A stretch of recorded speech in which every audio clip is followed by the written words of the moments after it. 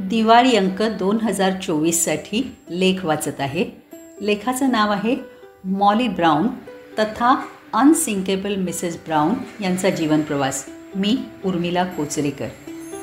यंदाच्या आमच्या अमेरिकेच्या ट्रिपला कोलोराडोची राजधानी डेन्व्हर येथे फिरायला जाण्याचा योग आला. अमेरिकेत कुठंही फिरायला गेलात तरी प्रेक्षणीय स्थळे, बागा, म्युझियम, कला दालने हे पाहण्याची अत्यंत सुंदर सोय असते. तसंच डेन्व्हरमध्ये सुद्धा असा एक एकत्रित पास होता की ज्यामध्ये 5-6 ठिकाणं बघण्याची सोय होती.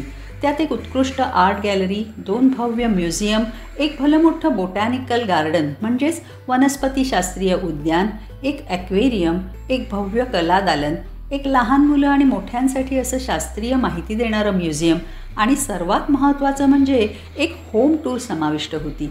ही ज्या घराची टूर होती ते घर होतं मार्गारेट तथा मॉली ब्राऊन या स्त्रीचं. या म्युझियमचं नावच मुळी मॉली ब्राऊन हाऊस म्युझियम. हे घर आहे अमेरिकन परोपकारी कार्यकर्त्या आणि समाजवादी मार्गारेट ब्राऊन यांचं घर. डेन्व्हर, कोलोरॅडो, युनायटेड स्टेट्स येथील एक महत्त्वाचं ठिकाण. हे मॉली ब्राऊनचं घर मुळात 1889मध्ये डेन्व्हरच्या फॅशनेबल कॅपिटल हिल परिसरात विल्यम लँग यांनी डिझाईन केलं आणि बांधलं. मार्गारेट आणि त्यांचे पती जे ब्राऊन यांनी सोन्याच्या खाणकामात भरपूर पैसे कमवल्यानंतर 1894मध्ये हे घर खरेदी केलं. पुढे 1932मध्ये मार्गारेट तथा मॉली ब्राऊन यांचा मृत्यू होईपर्यंत ते घर मार्गारेट यांच्या ताब्यात होते. हे घर खूप जुन्या काळातील असूनही इतक्या सुरेख पद्धतीने जतन करून ठेवलं आहे की पर्यटकांना ही जुनी वास्तू अगदी प्रेमात पाडते.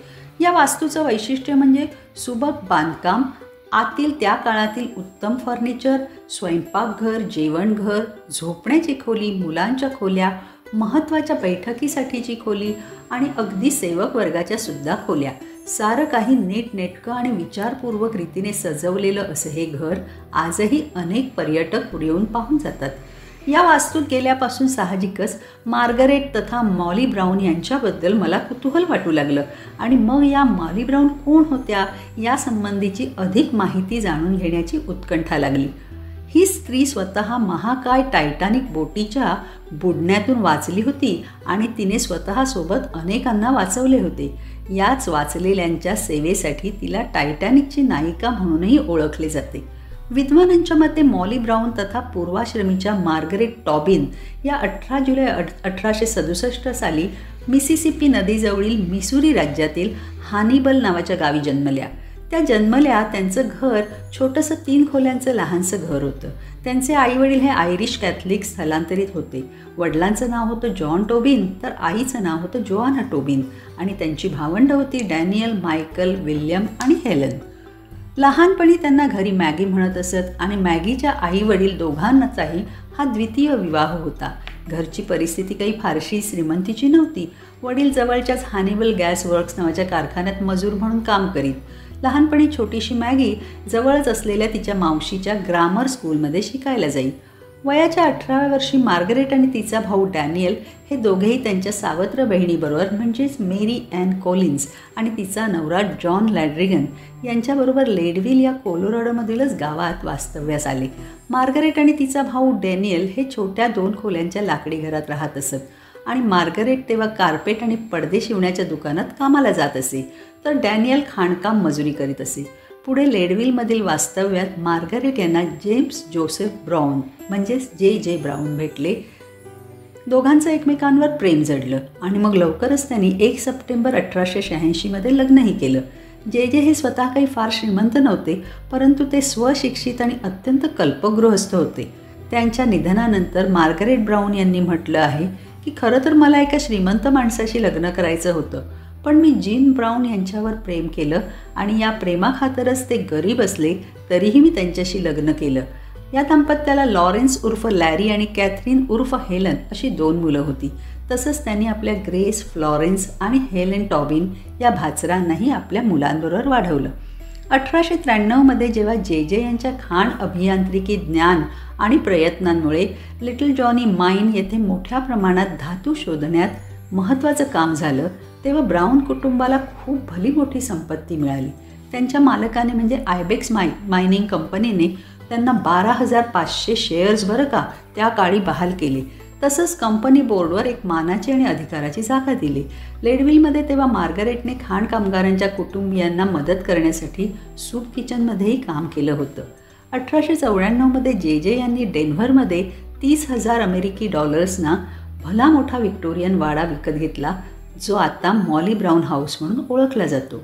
1897मध्ये त्यांनी बेअर क्रीकजवळ साऊथ वेस्ट डेन्व्हरमध्ये अव्होका लॉज या नावाचं एक उन्हाळी घरही बांधलं, ज्यामुळे या कुटुंबाला अधिक सामाजिक संधी मिळाल्या. मार्गारेट डेन्व्हर येथे वुमन्स क्लबची सनदी सदस्याही बनल्या. आता त्यांचं ध्येय हे सतत शिक्षण आणि परोपकार करून महिलांच्या जीवनात सुधारणा करणे हे बनलं होतं. मार्गारेट ब्राऊन आता कलेतही मग्न झाल्या आणि फ्रेंच, जर्मन, इटालियन आणि रशियन भाषेतही त्या अस्खलित झाल्या. मार्गारेट ब्राऊन यांनी फ्रेंच संस्कृतीवरील त्यांच्या या प्रेमाला चालना देण्यासाठी अलायन्स फ्रँकॉईसची डेन्व्हरमध्ये एक शाखाही स्थापन केली. मार्गारेट ब्राऊन या महिलांच्या अधिकाराबद्दलही अत्यंत जागरूक होत्या. त्या काळात त्यांनी महिलांच्या मतदानाच्या अधिकारासाठी मोर्चे बांधणी केली होती. परंतु जेजेंना मात्र या सामाजिक जीवनात फारसा रस नव्हता आणि त्यामुळे हे जोडपे आता विचारांनी वेगळे होऊ लागले. 1909 नंतर लग्नानंतर बरोबर 23 वर्षांनी मार्गारेट आणि जे यांनी खाजगीरित्या विभक्त होण्याच्या करारावर स्वाक्षरी केली खरी, पण जरी ते वेगळे राहिले असले तरी धार्मिक कारणांसाठी ते कायदेशीररित्या विभक्त मात्र झाले नाही. मार्गारेटना प्रवास आणि सामाजिक तथा राजकीय कार्य चालू ठेवण्यासाठी 700 अमेरिकन डॉलर्स असा मासिक भत्ता मिळत असे, म्हणजे आताच्या काळात जवळपास 24,000 अमेरिकन डॉलर्स बरं का.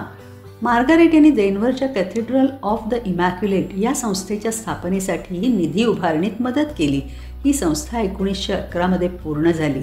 तसंच निराधार मुलांना मदत करण्यासाठी आणि युनायटेड स्टेट्सच्या पहिल्या बालन्यायालयांपैकी एक न्यायालय स्थापन करण्यासाठी मार्गारेट यांनी न्यायाधीश बेन लिंडसे यांच्यासोबतही काम केलं.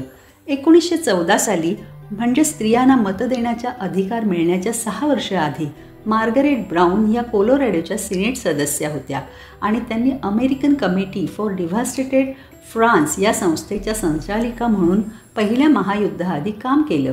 तसंच 1914मध्ये खाण कामगार आणि त्यांच्या कुटुंबियांसाठी विशेषतः लुडलो खाण अपघातामध्ये जे खाण कामगार आणि त्यांचे कुटुंबीय भरडले गेले त्यांच्या मदतीसाठी त्यांनी विशेष प्रयत्न आणि काम केले. तसेच त्यांनी रोड आयलंड येथील न्यूपोर्ट या शहरात स्त्री हक्क जागृतीसाठी इंटरनॅशनल विमेन्स कॉन्फरन्सही आयोजित केली होती. 5 सप्टेंबर 1922 रोजी ब्राऊन यांच्या निधनानंतर मार्गारेट ब्राऊन यांनी वृत्तपत्राला दिलेल्या मुलाखतीत सांगितले की जरी मी जगभरातल्या अनेक राजघराण्यातील आणि महान लोकांना भेटले असले तरीही जे ब्राऊन एवढ्या उत्कृष्ट, महान आणि राजेशाही व्यक्ती मी दुसरी कुणीही पाहिली नाही. जे ब्राऊन यांच्या पश्चात त्यांची प्रचंड स्थावर मालमत्ता, खाणी आणि शेअर्स हे सर्व त्यांच्या वारसांना मिळाले खरे, परंतु त्यांच्यात काही कायदेशीर भानगडीही उत्पन्न झाल्या होत्या. जे यांनी त्यांच्या मृत्यूच्या आधीच बरीचशी रक्कम स्वतःच्या हाताने स्वतःच्या मुलांना देऊन टाकली होती, परंतु त्यांच्या मुलांना मार्गारेट यांना किती रक्कम मिळाली आहे ह्याचा अंदाज नव्हता. त्यामुळे या मुलांना आई धर्मादायी कामासाठी भरपूर पैसे खर्च करते ही गोष्ट फारशी रुचत नव्हती. मार्गारेट ब्राऊन आणि त्यांची मुलं यांच्यात जवळपास 6 वर्ष या मालमत्ता वाटपावरून कोर्टकज्जेही सुरू होते. 1912मध्ये मार्गारेट ब्राऊन यांनी पहिले काही महिने पॅरिसमध्ये त्यांच्या मुलीबरोबर घालवले, परंतु या वास्तव्यात असतानाच डेन्व्हर येथे त्यांचा मोठा नातू लॉरेन्स हा आजारी आहे असा निरोप आल्यामुळे त्यांनी मिळेल ती पहिली बोट पकडून न्यूयॉर्कला जाण्याचा निर्णय घेतला. ही बोट होती RMS टायटॅनिक. प्रथम त्यांची मुलगी त्यांच्याबरोबर त्याच जहाजातून जाणार होती, परंतु आयत्या वेळेस तिच्या मैत्रिणींनी काही वेगळा बेट ठरवल्यामुळे तिची ही टायटॅनिक वारी रद्द झाली. त्यामुळे एकट्याच मिसेस ब्राऊन या टायटॅनिकमध्ये प्रथम वर्गाच्या प्रवासी म्हणून 10 एप्रिल रोजी संध्याकाळी बोटीत चढल्या आणि 10 एप्रिलला रात्री ही बोट न्यूयॉर्कला जाण्यासाठी म्हणून फ्रान्सहून निघाली. 15 एप्रिल 1912 रोजी पहाटे 2:20 ही महाकाय बोट चक्क बुडाली. या भयानक दुर्घटनेला निमित्त झालं ते ही बोट आदल्या रात्री 11:40 हिमनगावर आपटण्याचं. बोटीवरच्या जवळपास 2224 लोकांपैकी 1500 लोक बुडून नाहीसे झाले. उरलेल्या लोकांना लाईफ बोटवर चढवण्याच्या जिकिरीच्या कामात मार्गारेट ब्राऊन यांनी मोठा पुढाकार घेऊन मदत केली. 6 नंबरच्या लाईफ बोटमध्ये त्या स्वतः चढल्या आणि बुडालेल्या टायटॅनिकमधील इतर प्रवाशांना या लाईफ बोटमध्ये चढायला त्यांनी खूप मदत केली. या जीवरक्षक होडीवर हिचन्स नावाचा कॅप्टन होता. तो बोटीवर जास्त प्रवासी झाले म्हणून घाबरून गेला होता, परंतु मार्गारेट ब्राऊन यांनी त्याला सगळ्यांना घ्यायला तर लावलंच आणि वर त्याला दम दिला की तू ह्यांना घेतलं नाहीस तर मी तुलाच बोटीवरून फेकून देईन. अशा रीतीने या बोट दुर्घटनेमधून त्या स्वतः तर वाचल्याच आणि मोठ्या खंबीरपणे आणि इतर अनेक सहप्रवाशांचे प्राण त्यांनी वाचवले. त्यांनी स्वतः आणि इतर वाचलेल्या सर्वप्रथम वर्गाचे प्रवासी यांची संघटना बांधली आणि या संघटनेने द्वितीय आणि तृतीय वर्गाचे जे वाचलेले प्रवासी होते त्यांना आर्थिक सहाय्य मिळण्यासाठी तसंच मानसिक धक्क्यातून सावरण्यासाठी समुपदेशन अशी खूप मदत केली. मार्गारेट यांच्या टायटॅनिक सर्व्हायव्हर म्हणून झालेल्या प्रसिद्धीचा त्यांना त्यांच्या सामाजिक आणि धर्मादाय कामात पुढे खूप उपयोग झाला. त्यांनी आयुष्यभर स्त्रिया आणि कामगारांच्या हक्कासाठी आणि शिक्षणासाठी खूप काम केले. तसेच टायटॅनिकवरील पुरुषांनी दाखवलेल्या शौर्य आणि साहसाचे ऐतिहासिक जतन आणि स्मारक करण्यासाठी सतत प्रयत्न केले. 1920 साली मार्गारेट यांनी स्वतःची वैयक्तिक आवड जोपासण्यासाठी म्हणून रंगमंचावरही लक्ष केंद्रित केले होते. 20व्या शतकाच्या शेवटी भारत हे जागतिक पर्यटकांसाठी एक लोकप्रिय ठिकाण होते. मॉली ब्राउन्स यांच्या जगभरातील प्रवासादरम्यान त्यांनी भारतालाही भेट दिली होती. ब्रिटिश साम्राज्याचा अथवा वसाहतीचा एक भाग म्हणून त्या काळच्या भारतात बऱ्यापैकी विस्तृत रेल्वे प्रवास, प्रासादिक हॉटेल्स अशा व्यवस्था होत्या. पंचतारांकित हॉटेलमध्ये उत्तम मांसाहारी जेवण आणि डाळिंब तसेच विदेशी पदार्थ अशी जेवणाची ऑफरही होती. पाहुण्यांना हत्तीची सवारी, अफूची शेती, वैभवशाली मंदिरे आणि चहाचे मळे हे सारं पाहायला मिळाले. जगाच्या दौऱ्यावरून परतल्यावर मॉली ब्राउन्स यांनी भारतातील जीवनाबद्दल डेन्व्हरवरील एका वृत्तपत्रासाठी मोठा लेख लिहिला. त्यात त्यांनी असे लिहिले की भारतातील मंदिरांमुळे त्या मंत्रमुग्ध झाल्या होत्या, परंतु भारतातील जाती व्यवस्थेमुळे मात्र त्या व्यथित झाल्या. ज्या व्यवस्थेने पुरुष आणि स्त्रियांना बहिष्कृत स्थितीत टाकले त्यामुळे त्या अस्वस्थ झाल्या, कारण त्यांनी स्वतः आपला बराच वेळ सर्वांना समान हक्कासाठी लढण्यासाठी समर्पित केला होता. त्यामुळे त्यांच्या नजरेत तेव्हाचा भारत जगातील इतर कोणत्याही देशांपेक्षा अधोगतीच्या अवस्थेत होता. जागतिक महायुद्धाच्या आधी आणि नंतरही मार्गारेट यांनी फ्रान्सतर्फे रेड क्रॉस संघटनेसाठी आणि पुढे अमेरिकन कमिटी फॉर डिव्हास्टेटेड फ्रान्स या संघटनेतर्फे सुद्धा जखमी आणि फ्रेंच अमेरिकन सैनिकांना मदत तसेच सरहद्दीवरील उद्ध्वस्त झालेल्या भागाची पुनर्बांधणी करण्याकरता अथक काम केले. त्यांनी पुढाकार घेऊन स्त्रियांना ॲम्ब्युलन्स ड्रायव्हर्स तसेच नर्सेस तसेच अन्न वाटप अशा कामात बरोबर घेऊन फ्रान्समधील युद्धातील जायबंदी सैनिकांना फार मोठी मदत केली. त्यांच्या या कामाबद्दल फ्रान्स सरकारने त्यांना 1932मध्ये फ्रेंच लीजन ऑफ ऑनर हा सर्वोच्च मानाचा पुरस्कार देऊन त्यांचा गौरव केला. 26 ऑक्टोबर 1932 रोजी वयाच्या 65व्या वर्षी न्यूयॉर्क शहरातील बार्बिझॉन हॉटेलमध्ये मार्गारेट ब्राऊन झोपेतच मरण पावल्या. शवचिकित्सेमध्ये त्यांना ब्रेन ट्यूमर होता असे आढळून आले. त्यांचे दफन त्यांच्या पतीच्या दफनस्थळाच्या शेजारीच करण्यात आले. दफनविधीला त्यांचे जवळचे नातेवाईक व मित्रपरिवार उपस्थित होते, परंतु यावेळेला कोणतीही स्तुतिसुमने मात्र उधळली गेली नाहीत. मार्गारेट ब्राऊन यांच्या चरित्रलेखकांनी मात्र त्यांचा मरणोत्तर उल्लेख मॉली ब्राऊन तथा अनसिंकेबल मिसेस ब्राऊन असा केला आहे. 1971पासून त्यांचं कोलोरॅडोचं घर हे मॉली ब्राऊन म्युझियम म्हणून पर्यटकांसाठी खुलं करण्यात आलं. इथली ही म्युझियमची होम टूर ही फक्त त्यांच्या टायटॅनिकमधून वाचल्या एवढीच कहाणी सांगत नाही, तर महिलांच्या हक्क आणि मताधिकारासाठी त्या कशा प्रकारे झटल्या हे देखील कथन करते. 1985मध्ये मार्गारेट ब्राऊन यांना कोलोरॅडोच्या विमेन्स ऑफ हॉल ऑफ फेममध्ये समाविष्ट करण्यात आले आहे. तसेच पॅरिसच्या डिस्नेलँड थीम पार्कमध्ये 19व्या शतकातील रिव्हर बोट हे मोठे आकर्षण असून ही रिव्हर बोट मॉली ब्राऊन रिव्हर बोट अशी त्यांच्या नावावर आहे. मला अशा या माहीत नसलेल्या मार्गारेट तथा मॉली ब्राऊन कोलोरॅडोच्या ट्रीपमुळे आणि त्यांच्या होम टूरमुळे समजून घ्याव्याशा वाटल्या आणि ह्या समजून घेतलेल्या मॉली ब्राऊन इतरांनाही थोड्या माहीत असाव्या असंही वाटलं. मॉली ब्राऊनबद्दल विचार करताना असं जाणवलं की त्यांच्या जीवनाचा कुठचा तरी असा एक विशिष्ट पैलू नाही की जो मला त्यांच्या जीवनाच्या इतर पैलूंपेक्षा अधिक आकर्षक वाटला.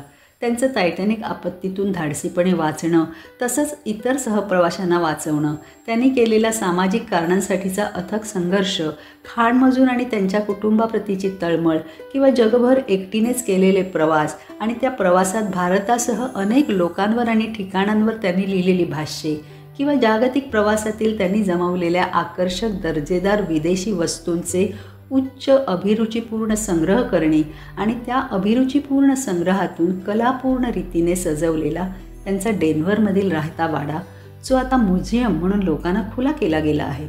एक ना दोन पण अनेक कौतुकास्पद घडामोडी त्यांच्या अवघ्या 65 वर्षांच्या आयुष्यात त्यांनी साध्य केल्या.